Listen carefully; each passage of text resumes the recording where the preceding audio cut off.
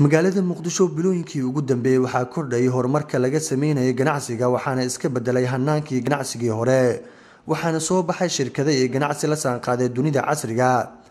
halkan waa moolka ugu weyn magaalada muqdisho waxaana hirgeliyay ganacsato Soomaaliyeed oo hormuud u yahay ganacsada Cabdullaahi Cali Adoon oo kamid ah ganacsada ugu waaweyn Soomaaliya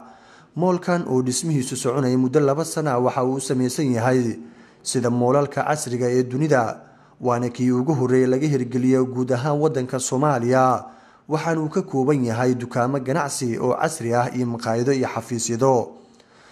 muqdisho waxa uu kaga yaalaa suuqa caanka ee degmada Xamarweyne oo ah xarunta dhexe ee dhaqaalaha ganacsiga Soomaaliya ganacsatadan waxay ku dhiiradeen inay malaayiin dollar ay geliyaan horumarinta ganacsiga iyo maalgashiga Soomaaliya waxayna tusaale cad u tahay in amniga magaalada muqdisho hadda uu yahay mid wanaagsan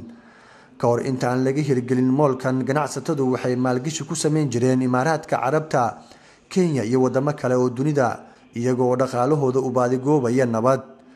تلابوين كان جناع ستدو قاعدين كدي وحيرانا يا مالجيش كسوماليا يكوسمين جرين دولة ده كلا وحنا سرقوا كعي كان جودها يكوسمين جرين تاسو أبو طي إن دد بدن وصوماليا شقة هلان دد بدن وديب دكون ولانا ديب يقصوا لابتان وحنا كتير صداي قوسس بدن ودنيرها wiilkan waxa uu kamid yahay shaqaalihii ka qayb galay dhismaha Muqdisho Mall waxa uu ka hadlayaa dareenkiisa ku aadan waxaan joognaa Muqdisho Mall waxaan ka shaqeynaynaa 2 sano waxaan shaqada qaybta elektarooniga ka shaqeynaa aniga meeshan markii hore lagu bilaabay shaqada waxay ahayd wax aan jirin oo qashin iyo dukaafada ahayd hadda waxa ma sha Allah wana ganacsatada Soomaaliyeed ay diilo gelisay way qurxisay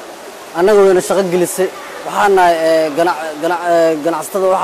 waxay sameeyay service oo waxaan ka shaqeeyaa hadda aniga qaybta elektarooniga marka hadda horumarka oo joogo waa u jeedin Soomaalida meel walba joogtan waa u hambalyeynaya horumarka dalka uu gaaray iyo dadkeena caawada u soo hoyatay wadanku iftiimo arkaysaan